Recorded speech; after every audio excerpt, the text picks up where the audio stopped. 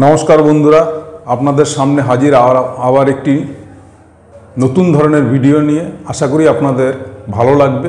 একটু আপনাদের কাছে বিনীত অনুরোধ, আপনারা ধৈর্য ধরে একটু সময় নষ্ট করে আমার এই ভিডিওর বক্তব্যগুলো শুনবেন এবং আশা করি কমেন্টের মাধ্যমে রিপ্লাই দেবেন আপনাদের কেমন লাগলো, ভালো না খারাপ, এবং যদি আপনাদের আমার কোনো ভুল ত্রুটি থাকে সেটাও তুলে ধরবেন। নমস্কার। যাক, কথা না বাড়িয়ে ভিডিওতে চলে আসি। আজকের মূল উদ্দেশ্য হলো, আমরা যে ধর্মের মানুষ হই না কেন, হিন্দু বলুন, মুসলিম বলুন, যে কোনো ধর্মের, যে কোনো বর্ণের মানুষই হই না কেন, আমরা ধর্মে বিশ্বাসিত এবং সেই ধর্মের উপরে এতটাই নির্ভরশীল। বহু মানুষ মনে করে পূজা অর্চনা করলেই পুণ্য অর্জন হবে, ভালো থাকতে পারবেন, ফল পাবেন, মঙ্গল হবে, ধন সম্পত্তি আসবে। জীবনে যত আমি পাপ কর্ম করি না কেন আর যাই করি না কেন, আমরা গিয়ে ধর্মের কাছে আশ্রয় নিই যাতে আমাদের সব পাপ ধুয়ে মুছে তিনি কৃপা করেন এবং আমাদের ভালো হন। কার কাছে গিয়ে বলি না, কোনো পাথরের মূর্তির কাছে। যারা মুসলিম আছে তারা কোথায় গিয়ে করেন? ফাঁকা এক মসজিদে। তারা কোনোদিন আল্লাহকে দেখেনি, আর আমরাও কোনোদিন জীবন্ত ভগবান দেখিনি যারা হিন্দু ধর্মে আছে।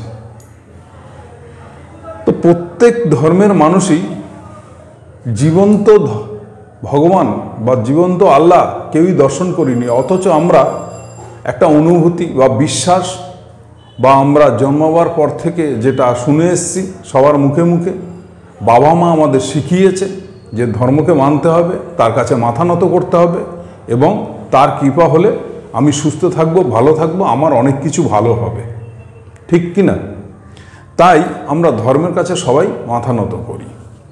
কিন্তু ধর্মের কাছে মাথা নত করি যে ধর্মের কাছে, কোনো মাটির মূর্তি হোক, পাথরের মূর্তি হোক, কোনো মন্দির হোক, কোনো মসজিদ হোক, কোনো গির্জা হোক, তা সেখানে গিয়ে আমরা নিবেদন করে আসি। আদৌ আমাদের কথা শোনে কি না শোনে, আমাদের আশীর্বাদ করে কি না করে, তিনি কোথায় আছেন, কেমন আছেন, আমরা কিছুই জানি না। বিশ্বাসে কথা আছে, বিশ্বাসে মিলায় বস্তু, তর্কে বহুদূর। তাই আমরা বিশ্বাসের সহিত করে থাকি।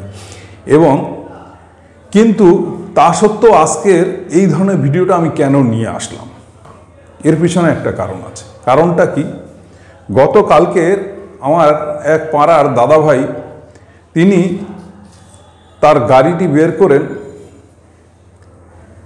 তার ফ্যামিলিকে নিয়ে কোথাও বেড়াতে যাচ্ছেন। আমার সাথে দেখা হলো, আমাকে দেখে বলছে, ভাই যাই একটু ঘুরে আসি। আমি, কোথায় যাচ্ছ দাদা? তো বলছে, এই তোমার বৌদি এবং তোমার ভাইপো ভাইজিকে নিয়ে একটু দক্ষিণেশ্বরের মন্দিরে পুজো দিয়ে আসি। মানে আচ্ছা, পুজো দিতে যাচ্ছে, তার মানেই হচ্ছে সেই বিশ্বাস, ভক্তি। এবং কেউ কেউ যায় উৎসবের মতন, একটু ঘুরতে যাওয়া হবে, একটু বাইরে গিয়ে খাওয়া হবে, পুজোর নামে পুজোও দেওয়া হবে এবং আমি যা অপকর্ম করেছি তার থেকে রেহাই যাতে পাই। ভালো কথা। কিন্তু ওই দাদা বেরিয়ে যাওয়ার পরে আমার মনটা খচখচ খচখচ করছে। আমরা কি সত্যি ধর্মকে মানি? এবং সত্যি যিনি আমাদের ভগবান, তাকে আমরা দেখেছি? সে কে? এই হলো মানুষকে উপরে কৃপা করবে কি করে সম্ভব? কারণ কি জানেন? ওই দাদাকে তার বাবা মা মানুষ করেছেন, তাদের একমাত্র সন্তানকে তিনি মানুষ করার জন্য সর্বস্ব ঢেলে দিয়েছেন। কিরকম? ওই দাদার লেখাপড়া, ভালো মন্দ, শখ আহ্লাদ সব কিছু পূর্ণ করেছে মা বাবা মিলে। যেখানে খুশি ঘুরতে যাওয়া, যখন যেটা চাওয়া সেটা দেওয়া এবং ভালো স্কুলে পড়ানো, এবং মানে তার সব স্বপ্ন বাস্তবায়িত করেছে, কারণ একটি মাত্র সন্তান। এবং দেখেছি, আমারও যখন বয়স কম ছিল, আমি যখন ছোট ছিলাম, তখন ওই দাদার যদি শরীর খারাপ হতো তো ওই দাদার মা খুব কান্নাকাটি করতো, কোনো মন্দিরে গিয়ে পুজো দিত এবং কোনো বয়স্ক মানুষকে দেখলে বলতো, কাকা বা জেঠু, আমার ছেলের মাথায় হাত দিয়ে একটু আশীর্বাদ করো, ও কদিন ধরে খুব ভুগছে, ওর শরীরটা ভালো যাচ্ছে না, কাশি কমছে না, জ্বর কমছে না, ওকে রাত্রবেলা আমি বুকের মধ্যে নিয়ে জেগে বসে থাকি, ওর কি যে হয়েছে বুঝতে পারছি না, ও পায়খানা প্রস্রাব সব আমার কোলের মধ্যেই করে ফেলে। তো এরকম বহু কষ্ট করেছে, বহু রাত জেগেছে, বহু স্বপ্ন, নিজেদের স্বপ্ন ত্যাগ করেছে, নিজেদের অনেক ঘুরতে যাওয়া ত্যাগ করেছে, নিজেদের শখ আহ্লাদ ত্যাগ করেছে, অনেক কিছু ত্যাগ করে এই সন্তানটিকে বড় করেছে তিলে তিলে, এবং তার সব আশা স্বপ্ন পূর্ণ করেছে, যখন যেটা চেয়েছে সেটা দিয়েছে। সেই বাবা মাকে ছেলেটি যখন একটা ব্যাংকের ম্যানেজারের চাকরি পায়, ওই দাদাটা ব্যাংকে ম্যানেজার চাকরি করেন, বিশাল পয়সা হয়েছে, ওনার বাবারও পয়সা ছিল, কারণ রোডের উপরে 3 তলা বাড়ি গাড়ি সবই আছেন। কিন্তু জানেন ওনার বাবা মা কোথায় আছেন? ওর বাবা মা কিন্তু মারা যাননি। উনি বিয়ের পরে ঘরের অশান্তিতে বাবা মাকে বৃদ্ধাশ্রমে রেখে এসছেন। যে আশ্রমে ওনার বাবা মা থাকে, ভাবুন তো, সেখানে তার মন কত কাঁদে এবং তার চোখ থেকে যে অশ্রু ঝরে, খোকা খোকা বলে, তখন কেমন লাগে। তাহলে এই দাদার কাছে ভগবানটা কে? ওই বাবা মা না ওই পাথরের মূর্তি? যে পাথরের মূর্তি কথা বলতে জানে না, আমরা ডালি সাজিয়ে পয়সা দিয়ে কিনে তাকে পুজো দিতে, সে আমাদের সামনে খেতে পারে না, সে ভগবান। তার কাছে গিয়ে মাথা নত করছি, তার কাছে গিয়ে মাথা ঠুকছি, আমাকে এটা দাও ওটা দাও। এবং ওই দাদা তার 2টো সন্তানকে নিয়ে যাচ্ছে, একজনের বয়স 5 বছর, একজনের বয়স 8 বছর, তাদেরও সাথে করে পুজো দিতে নিয়ে যাচ্ছে। এবং ওই দাদা বৌদিও তার সন্তানকে ঠিক ওইভাবেই মানুষ করছেন, ভালোবাসা দিয়ে মানুষ করছেন। আর কতদিন না স্বপ্ন দেখছেন যে এই সন্তান একদিন বড় হয়ে আমাদেরকে আদর করবে, আমাদেরকে সম্মান করবে, যেখানে যাক বলে যাবে। ওই দাদা মনে মনে ভাবছে, যেদিনকারে আমি বয়স হয়ে যাবে 70 বছর, আমি একটা কোনো হেলান দেওয়া চেয়ারে বসে থাকবো, আমার খোকা যখন কাজে যাবে তখন আমি বলবো উচ্চস্বরে, খোকা কোথায় যাচ্ছিস? তখন এসে পায়ে একটা নমস্কার করে কপালে একটা চুমু খেয়ে বলবে যে মা, আমি এখন অফিস যাচ্ছি, তুমি ভালো থেকো, তোমার জন্য কিছু লাগবে বলো, আসার পথে নিয়ে আসবো। এই দাদা বৌদি এখন এই আশাটা করছে ওনার সন্তানের প্রতি। কিন্তু একটা দিন আসবে যেদিন ওনার ওই সন্তান ওনাকেও বৃদ্ধাশ্রমে দিয়ে আসবে। তখন যখন এই কথাটা ওই মনে পড়বে বৃদ্ধাশ্রমে বসে, তখন কেমন লাগবে বলুন। তাই বলি দাদা ভাই, পৃথিবীতে যেটা দেখেননি, স্বামী বিবেকানন্দ একদিন বলেছে, নিজের চোখে না দেখে কিছু বিশ্বাস করো না। আপনি যেটা দেখতে পাচ্ছেন, আপনি যেটা চোখের সামনে দেখতে পাচ্ছেন, যে আপনাকে জন্ম দেওয়ার পর থেকে আপনার পিতা মাতা আপনার জন্য কত কষ্ট করেছে, কত স্নেহ, কত ভালোবাসা, আপনার শরীর খারাপ হলে কত রাত জেগেছে। হয়তো এমনও হয়, অনেক শিশুর এমন শরীর খারাপ হয় যে বাড়িঘর বিক্রি করে দিয়ে অবধি ট্রিটমেন্ট করে বাবা মা তাকে বাঁচায়। আপনি দেখেছেন এর মাঝখানে একটি মেয়ের এমনই শরীর খারাপ, ছোট্ট বাচ্চার, 1.5 বছরের বাচ্চার, যে তাকে ট্রিটমেন্ট করতে 16 কোটি টাকা লাগবে। তার মা বাবা ফেসবুকের মাধ্যমে বলুন, ইউটিউবের মাধ্যমে বলুন, সোশ্যাল মিডিয়ার মাধ্যমে বলুন, সারা ভারত জুড়ে চাঁদা তুলে বেড়াচ্ছে, কান্নাকাটি করছে যে ওই বাচ্চাটাকে 16 কোটি টাকার ইঞ্জেকশন দেবে, যাতে সে সুস্থ হয়ে ভালোভাবে জীবনযাপন করতে পারে। তাহলে এরা ভগবান না, কোনো এক পাথরের মূর্তিতে সে ভগবান। এটা কি করে সম্ভব? ওই মেয়েটি বা ওই সন্তানটি যদি বড় হয়ে তার বাবা মার সাথে এই ধরনের ব্যবহার করে, তার বাবা মার মনে কি এটা জাগবে না যে ওই সন্তানটা যখন অসুস্থ ছিল তাকে ছুঁড়ে ফেলে দেওয়াই ভালো ছিল এর থেকে? তাহলে আমাদের এই জ্যান্ত ভগবানের পাপ করা হতো।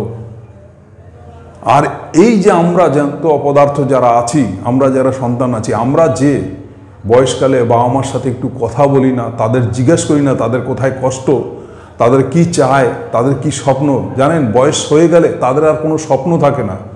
স্বপ্নটা তা কী থাকে? একটু সুস্থ থাকা, নাতিপুতি নিয়ে খেলাধুলো করা, এবং যে ঘরে বৃদ্ধ বাবা মা আছে তাদের সন্তানরা যত বড়ই হোক না কেন, সেই বাবা মাকে একটু সম্মান করা, এবং কোথাও গেলে বলে যাওয়া, এবং একটু মাথায় হাত বুলিয়ে তুমি কেমন আছো এই কথাটা জিজ্ঞেস করা, তোমার কিছু লাগবে নাকি, এই বাস।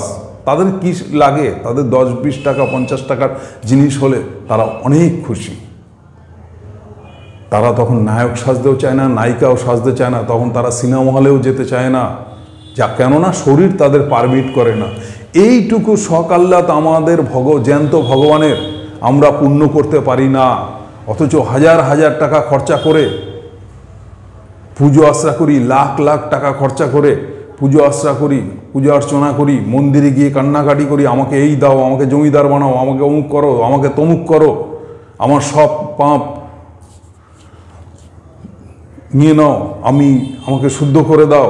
কেউ তো আছে 2 দিন 4 দিন 7 দিন, এই তো দেখেছেন মহাকুম্ভে গিয়ে ওই ময়লা জলে চান করে কোন সা ধর্ম নিয়ে এসছে, কোন সা কী করে এসছে, কোন সা পাপ ধুয়ে পুনর্জন্ম পেয়েছে, ভগবান জানেন, আমার জানা নেই। কিন্তু দেখুন, যারা এই মহাকুম্ভতে গিয়ে স্নান করেছেন তাদের খোঁজ নিয়ে দেখুন, কয়েক কোটি কোটি মানুষ গেছেন, তাদেরই ঘরে কোনো মা চোখের জলে দিন কাটায়, কোনো বাবা চোখের জলে দিন কাটায়। তাহলে এটা কি? এটা কি কোনো নাটক মঞ্চ যেখানে নাটক করা হয় ভগবানের নামে? আমরা জ্যান্ত ভগবানের পিছনে ছুটি না। জ্যান্ত ভগবান সেই যে আমাকে মুখে আহার তুলে দিতে পারে, যে আমার শরীরের যত্ন নিতে পারে, যে আমি কেমন আছি জিজ্ঞাসা করতে পারে, আমার মন খারাপ হলে সে দূর থেকে দেখেই আমাকে বুঝে নিতে পারে যে আমার শরীর মন খারাপ, বা আমার কি হচ্ছে, আমার কষ্ট হচ্ছে, আমার কি লাগবে, কি প্রয়োজন, আমার কি হলে ভালো লাগতো। আর সেটা একমাত্র আমার জন্মদাতা বাবা মা। আমরা তাদের দিকে দেখি না, তাদেরকে ছুঁড়ে এক কোণে রাখি, কোনো সিঁড়ির তলে তাদের জায়গা হয়, ঘরের বাড়িতে এক কোণায় তাদের জায়গা হয়, ভালো একটা বিছনা দেই না, ভালো খাবার দিই না, তাদের খোঁজ খবর নেই না। অথচ হাজার হাজার লাখ লাখ টাকা খরচা করে আমরা পুজো অর্চনা করি, মন্দিরে গিয়ে হত্যা দিই। এটা কি হচ্ছে? এটা কি হিন্দু ধর্মের কোথাও আছে লেখা যে একমাত্র পাথরের মূর্তি ভগবান, আর বাবা মার যখন বয়স হয়ে যায় তারা শেষ, তাদের প্রতি কোনো দায় দায়িত্ব নেই? দেখুন না, আপনার বাবা মাকে শ্রদ্ধা করে, তাদেরকে আদর করে, তাদেরকে ভালোবাসা দিয়ে আপনি ভালো থাকেন কি না, আপনি তাদের আশীর্বাদে অনেক কিছু জয় করতে পারেন কি না। সব হবে আপনার। নিজের বাবা মাকে ঈশ্বর বলে মেনে নিন। এরাই জ্যান্ত ভগবান।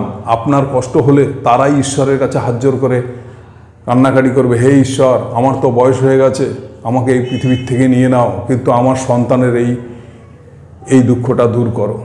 দেখবেন একমাত্র এই কথা বলার জন্য আপনার বাবা মা আছে, আদার্স কেউ নেই। তাই এই পৃথিবীর যে জীবন্ত ভগবানকে ভগবান বলে মানুন, পাথরের টুকরোকে ভগবান মানতে হবে না। দেখবেন আপনার যদি ঈশ্বর বলে কিছু থেকে থাকে, ভগবান বলে কিছু থেকে থাকে, আল্লাহ বলে কিছু থাকে, যদি গড বলে থাকে, আপনার এই আচরণে তিনিও খুশি হবেন, তিনিও আপনাকে আশীর্বাদ করবেন। তাই বলি সবাইকে, যারা বৃদ্ধ বয়সের মানুষ আছে তাদেরকে একটু সম্মান করা। ধরুন আপনার কেউ হয় না, আপনার পাশের বাড়ির, গ্রামের আশেপাশে, তাদের জীবনটা কত কষ্টের একবার অনুভব করুন, একবার অনুভূতি নিন তাদের থেকে দেখে, তাদেরকে সম্মান করুন, তাদেরকে শ্রদ্ধা করুন, তাদেরকে ভালোবাসুন। আপনার জীবন সুন্দরময় হতে বাধ্য। আপনি প্রাপ্তিযোগ আপনার অবশ্যই হবে। আপনি মন্দিরে গিয়ে 2000 টাকা পুজো দিয়ে আসলেন আর ভাবলেন কালকে যেন আমি একটা লটারির টিকিট কাটবো, আমি কোটিপতি হয়ে যাব। না দাদা ভাই, এরকম হয়নি, হবেও না। পৃথিবী জুড়ে যা দেখছেন ধর্মের নামে করছে, এটা ভণ্ডামো করছে। যারা করছেন তারা ব্যবসা করছেন। অনেক মন্দির জাগ্রত, অমুক বাবা জাগ্রত, অমুক মা জাগ্রত, তিনি আপনাকে আশীর্বাদ করলে আপনার সব ঠিক হয়ে যাবে। মানুষ শরীরে ভগবান দেখাচ্ছে তিনি। এসব সব ঢপের কীর্তন, এরা ব্যবসা করছে। আর যারা জাতপাত নিয়ে লড়াই করছে তারাও এক ধরনের ব্যবসা করছে,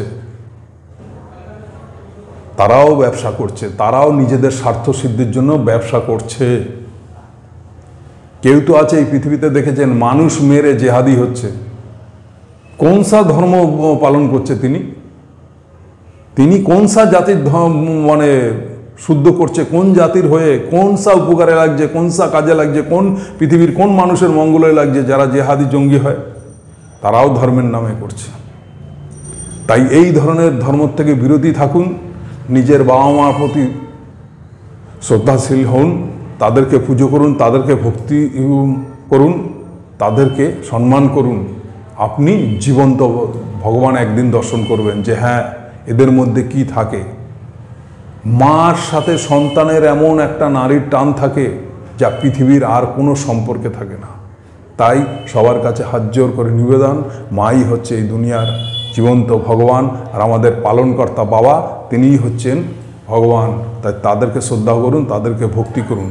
আর এখানেই আজকের আমার ভিডিওটা শেষ করছি, এবং আমার বক্তব্যগুলো কেমন লাগলো যদি আপনাদের কাছে ভালো লাগে কমেন্টের মাধ্যমে রিপ্লাই দেবেন। ধন্যবাদ।